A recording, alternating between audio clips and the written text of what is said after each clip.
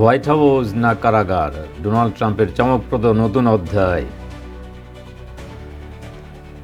White হাউসের নতুন অতিথি হতে চলেছেন ডোনাল্ড ট্রাম্প। তবে এই অভিষেকের আগেই সামনে এসেছে এক বিতর্কিত অধ্যায়। নিউ ইয়র্ক আদালতের রায় ঘোষণা আর মাত্র কয়েকদিনের অপেক্ষা। ট্রাম্প কি সত্যিই কারাগারে যেতে পারেন, নাকি এটি শুধুই একটি রাজনৈতিক নাটক? নবনির্বাচিত মার্কিন প্রেসিডেন্ট ট্রাম্পকে 2016 সালের একটি ঘটনাকে কেন্দ্র করে সাজা শোনানোর দিন নির্ধারণ করেছে আদালত।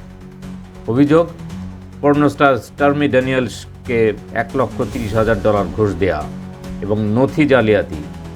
আগামী 10 তারিখ এই মামলার চূড়ান্ত রায় দেওয়া হবে। বিচারকের নির্দেশ, সেদিন ট্রাম্পকে আদালতে উপস্থিত থাকতে হবে, তবে তিনি ভার্চুয়ালি যোগ দিতে পারবেন। এই সিদ্ধান্তে ক্ষোভ প্রকাশ করেছেন ট্রাম্প। তার দাবি এগুলো সম্পূর্ণ মিথ্যা এবং রাজনৈতিক উদ্দেশ্য প্রণোদিত। তিনি বলেছেন এটি একটি সাজানো নাটক, যার মাধ্যমে 2016 সালের নির্বাচনের ফলাফলকে প্রভাবিত করার চেষ্টা করা হয়েছিল।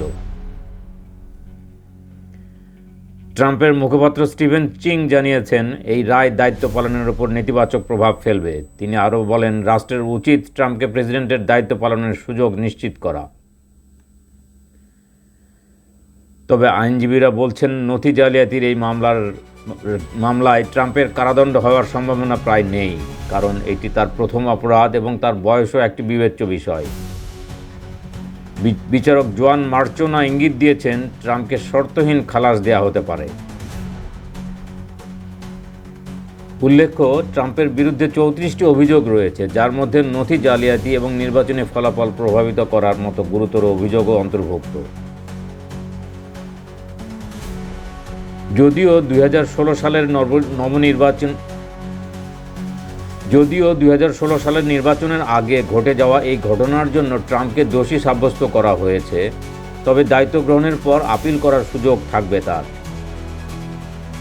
তাহলে কি ট্রাম্পের জন্য হোয়াইট হাউসের দরজা বন্ধ হতে যাচ্ছে, নাকি এটি একটি শুধুই রাজনৈতিক নাটকের অংশ? জানুন বিস্তারিত, আমাদের সঙ্গেই থাকুন। আপনার কি মনে হয়, এটি কি ট্রাম্পের জন্য নতুন এক অধ্যায়ের সূচনা? আপনার মতামত জানাতে কমেন্ট করুন এবং আপডেট পেতে চ্যানেলটি সাবস্ক্রাইব করুন। ধন্যবাদ।